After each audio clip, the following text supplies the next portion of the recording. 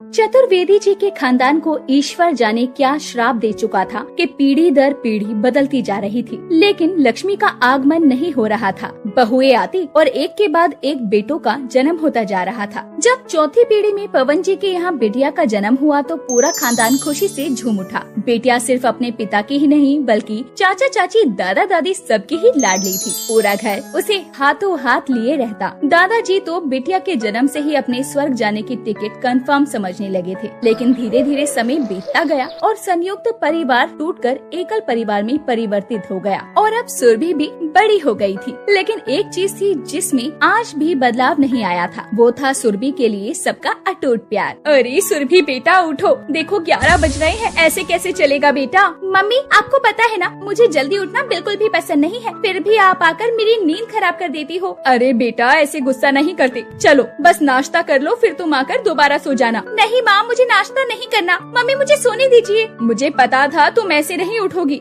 सुन तो, आज तुम्हारी भाभी ने नाश्ते में क्या बनाया है? क्या बनाया है? तुम्हारी पसंदीदा पिज्जा के पराठे बना रही है, जल्दी से उठकर आ जाओ। क्या? मेरी भाभी वर्ल्ड की बेस्ट भाभी है, मैं अभी आती हूँ। सुरभि किचन में जाकर अपनी भाभी से पिज्जा पराठा मांगने लगती है। अरे सुरभि ब्रश तो कर ली थी, ऐसे ही खाओगी क्या? भाभी शेरों ने कभी ब्रश किया है क्या? मैं चतुर्वेदी खानदान की एक लौती शेरनी हूँ, अगर मैं ब्रश करूँगी तो शेरों की तौहीन हो जाएगी। अच्छा अच्छा ठीक है, खा लो, तुम हमारी शेरनी ही हो। सुरभि की बात सुनकर काजल और सीमा हंसने लगती हैं और सुरभि मगन होकर अपना पिज्जा पराठा खाने लगती है। सुरभि कोई छोटी बच्ची नहीं थी, अब वो पूरे 24 साल की हो गई थी, लेकिन जरूरत से ज्यादा लाड़ प्यार में अभी तक अपने जीवन की सच्चाई को फेस करना नहीं सीख पाई थी। दोपहर के 3 बजे। अरे सुरभि अभी तक लंच नहीं किया तुमने? दोपहर के 3 बज रहे हैं, जल्दी से खाना खा लो वरना मम्मी जी मुझ पर नाराज होगी कि खाना नहीं दिया मैंने। अरे भाभी चिल, मम्मी जी से मैं बात कर लूंगी। आज मैं अपने दोस्तों के साथ क्लब जा रही हूँ, वहीं पर लंच करूंगी और मम्मी को बता देना आज शाम को थोड़ा लेट आऊंगी।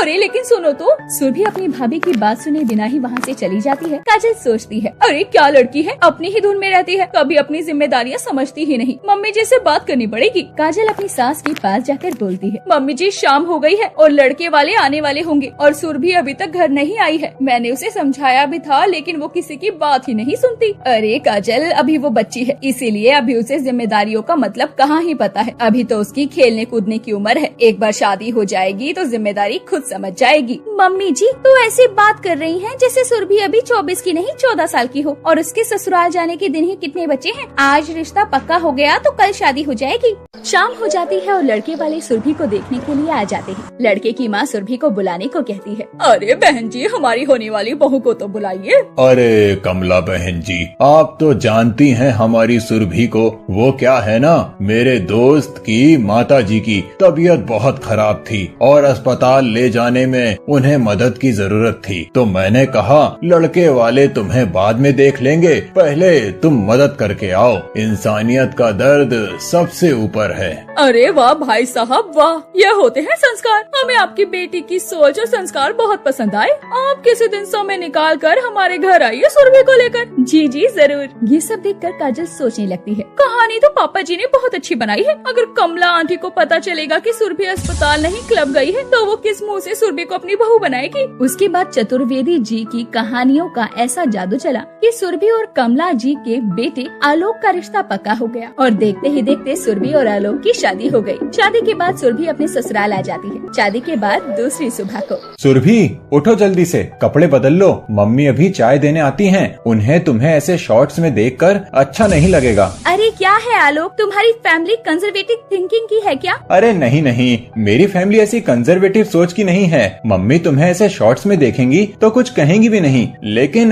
कॉमन सेंस भी कुछ चीज होती है ना। अब ऐसे थोड़ी है कि अगर मम्मी तुम्हें कुछ कहेंगी नहीं तो तुम मम्मी के सामने कुछ भी पहन लोगी। पति की बात सुनकर सभी को बहुत बुरा लगा और आलोक की बात उसे खटक भी रही थी। आज तक मेरी मम्मी पापा ने मुझे किसी चीज के लिए नहीं टोका है, इस आलोक ने मुझे पहले ही दिन इतनी बातें सुना दी। ये मुझे ऐसी वैसी लड़की समझने की भूल कर रहा है, इसे पता नहीं है कि मैं ऐसे ही सुनने वालों में से नहीं हूँ। सुरभि आलोक की बातें सुनकर नाराज हो जाती है और करवट बदलकर फिर से सो जाती है। तभी सुरभि की सास कमला उसके कमरे में नाश्ता लेकर आती है। वो देखती है कि आलोक बाथरूम में नहा रहा है और सुरभि बिस्तर पर सोई हुई है। वो नाश्ता लेकर वापस चली जाती है। फिर 1 घंटे बाद वो कमरे में फिर से आती है, लेकिन सुरभि अभी तक सो रही होती है। सुरभि बेटा 9 बज रहे हैं, अभी तक सो रही हो, चलो जल्दी से उठ जाओ। मम्मी जी क्या है ना, मुझे सुबह जल्दी उठने की आदत नहीं है, मैं कितनी भी कोशिश कर लूँ सुबह जल्दी नहीं उठ पाती। अरे देखो बेटा, अब तुम्हारी शादी हो गई है और सबके घर के अपने तौर तरीके होते हैं। शादी के बाद सबको ससुराल के तौर तरीके सीखने पड़ते हैं। ऐसा नहीं है कि तुम्हें सुबह उठकर काम करना है या नाश्ता बनाना है। काम करने के लिए तुम्हारे ऊपर कोई दबाव नहीं है, लेकिन सुबह जल्दी उठना तो जरूरी है। ऐसे तुम सुबह 10 बजे तक सोती रहोगी तो ये अच्छी बात थोड़ी है। अपने पति की बात सुनकर सुरभि ने इग्नोर कर दिया, लेकिन सुबह सुबह सास की ये बात सुनकर सुरभि का पारा 7वें आसमान पर चढ़ जाता है। सुरभि अपना सामान उठाती है और सीधा अपने मायके चली आती है। अरे सुरभि, तुम यहाँ, वो भी इस समय, क्या कर रही हो? सुरभि बेटा, ये तुमने ठीक नहीं किया। तुम्हारी सास का मेरे पास पहले ही फोन आ गया था। जाओ अपने ससुराल वापस जाओ।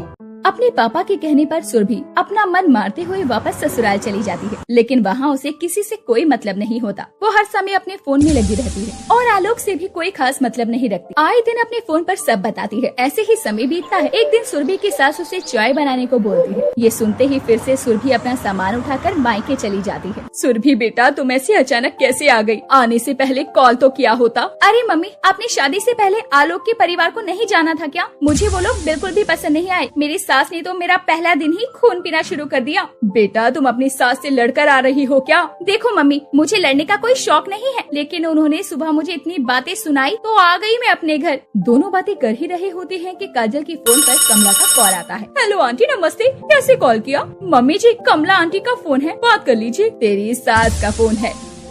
कुछ देर सीमा कमला से बात करने के बाद बोलती है, अरे समधन जी, आप चिंता मत कीजिए, मैं इसे समझाकर भेज दूंगी।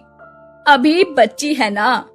मम्मी, सासू माँ चाहे फोन पर बुलावा भेजे या खुद लेने द्वारे पर आ जाएं। मैं नहीं जाऊंगी ससुराल, तो नहीं जाऊंगी। सब घर वालों के लाख समझाने पर भी सुरभि अपने ससुराल जाने को तैयार नहीं होती। ऐसे ही समय बीतता है और अब सुरभि को अपने मायके में रहते हुए पूरा महीना हो चुका था। और फिर एक दिन सुरभि बैठी हुई अपना फोन चला रही थी। तभी सीमा फोन पर बात करते हुए सुरभि के सामने आकर कहती है, क्या दामाद जी खाना ना खाने की वजह से बेहोश हो गए? समझाओ उनको। जिसकी वजह से वो भूखे प्यासे रह रहे हैं, वो तो 56 भोग कर रही है पेट भर भर कर। ध्यान रखिए उनका। ये सुनकर सुरभि को बेचैनी हो जाती है और वो अपनी मम्मी से पूछती है, मम्मी क्या आलोक जी की इतनी तबीयत खराब हो गई? हाँ, तेरी सास तो यही कह रही थी, लेकिन तुझे क्या, अब तुम ससुराल जाओगी नहीं। लेकिन मुझे तो डर है कि कहीं हॉस्पिटल जाने की नौबत न आ जाए। मम्मी, मैं सोच रही थी कि अब तो मुझे ससुराल जाने ही दो, आलोक जी को मेरी जरूरत है। हाँ हाँ बेटा, जल्दी जाओ। और जो सुरभि ससुराल न जाने की जिद पकड़ कर बैठी थी, वो अपने पति की बीमारी की बात सुनकर नंगे पाँव ही ससुराल के लिए निकल जाती है। अगर आपको हमारी ये कहानी पसंद आई हो तो इस कहानी को लाइक करें और अपने दोस्तों से शेयर करें और हमारे चैनल को ऐसी ही कहानियाँ देखने के लिए सब्सक्राइब कर लें। ये एक छोटे से शहर की बात है जहाँ अजय नाम का लड़का अपनी माँ सावित्री के साथ रहा करता था और वो कॉलेज पढ़ने जाया करता था। माँ, कॉलेज जा रहा हूँ। अजय बेटा, नाश्ता तो करके जा, रात भी खाना नहीं खाया था तुमने। माँ, मुझे देर हो रही है, जाने दो, मैं कॉलेज में कुछ खा लूंगा। नहीं, आज तुम नाश्ता करके ही जाओगे, तुम रोज ऐसे ही चले जाते हो। अच्छा ठीक है, जल्दी से मुझे दे दो नाश्ता। अजय नाश्ता करके कॉलेज के लिए निकल जाता है। जाते हुए उसे रास्ते में रूपा मिलती है। रूपा और अजय एक ही कॉलेज में साथ पढ़ते हैं। रूपा वो लड़की थी जिसे अजय पसंद करता था और अजय को लगता है कि रूपा एक अमीर घर की लड़की है, हालांकि रूपा एक गरीब घर की लड़की होती है। हेलो रूपा, कैसी हो? हेलो अजय, मैं ठीक हूँ, तुम बताओ तुम कैसे हो? मैं भी ठीक हूँ। चलो आज, वरना फिर से क्लास मिस हो जाएगी। हाँ, तुम रोजाना क्लास मिस कर देते हो। सर भी बोल रहे थे अजय भी क्लास नहीं लेता।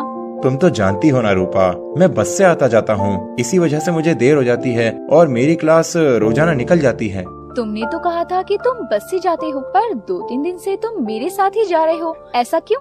मैं तो अकेले ही जाता हूँ, तुम मिल जाती हो, तो इसमें मैं क्या कर सकता हूँ? वो दोनों ऐसे ही बातें करते हुए कॉलेज जाते हैं और ऐसे ही समय बीतता है। वो दोनों और अच्छे दोस्त बन जाते हैं। आज कॉलेज का आखिरी दिन था और आज अजय रूपा को शादी के लिए कहने वाला होता है। हेलो अजय, कैसे हो? हाय रूपा, मुझे तुमसे कुछ कहना है। हाँ बोलो, क्या बात है? क्या तुम मुझसे शादी करोगी? ये क्या कह रहे हो अजय? ये मेरी बात का जवाब नहीं है। रूपा थोड़ा सोचकर हाँ बोल देती है, पर उसके मन में एक डर भी था, क्योंकि वो जानती थी कि अजय नहीं जानता है कि वो गरीब घर से है। हाँ, मैं तुमसे शादी के लिए तैयार हूँ। उसके बाद अजय अपनी माँ को रूपा के घर भेजता है और रूपा का घर देखकर अजय की माँ सावित्री थोड़ा छटपटाती है कि इतने छोटे घर की लड़की अजय ने पसंद की है। और जब अजय की माँ रूपा को मिलती है तो उन्हें रूपा पसंद आती है और वो उन दोनों की शादी करवा देती है। आओ बहू, तुम्हारा घर में स्वागत है। रूपा आ जाओ, ये मेरा घर है, अब ये तुम्हारा भी है। जी।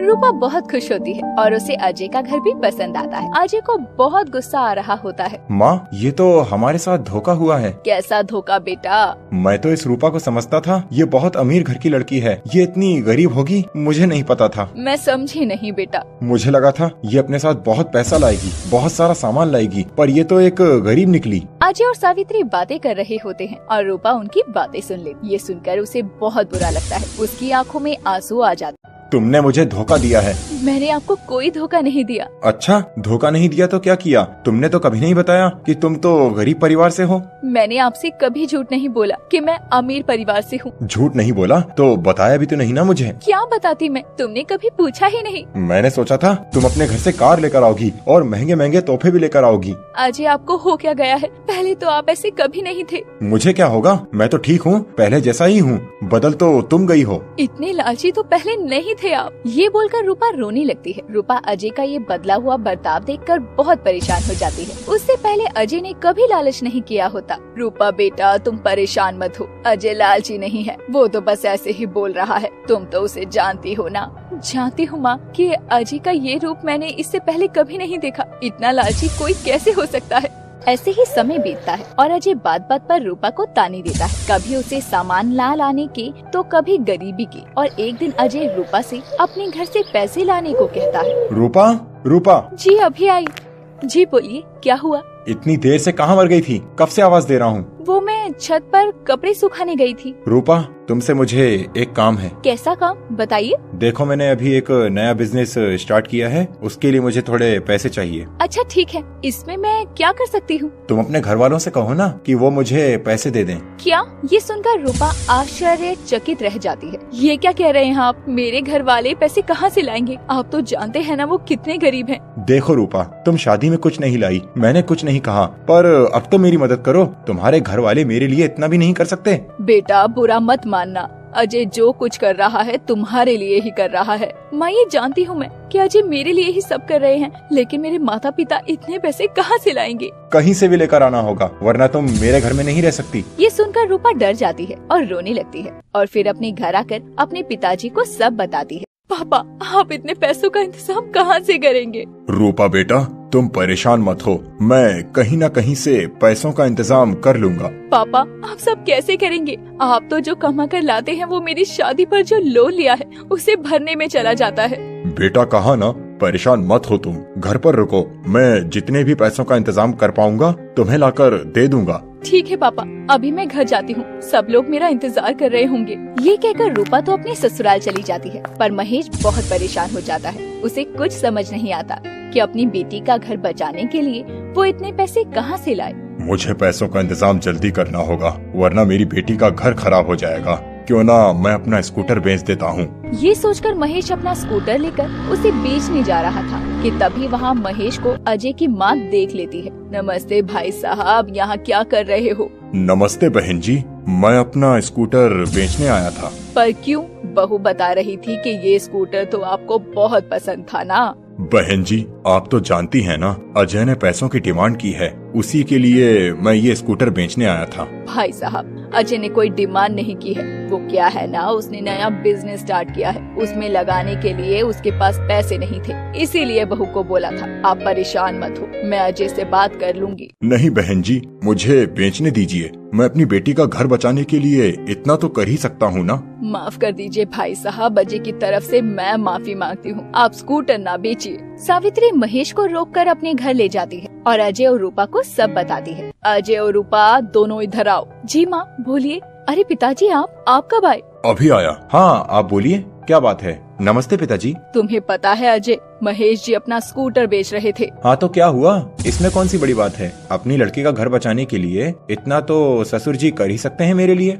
ऐसा सुनकर सावित्री को बहुत दुख होता है और वो बोलती है, बेटा मैंने तेरी परवरिश ऐसी नहीं की थी, लालची तो तुम पहले कभी नहीं थे।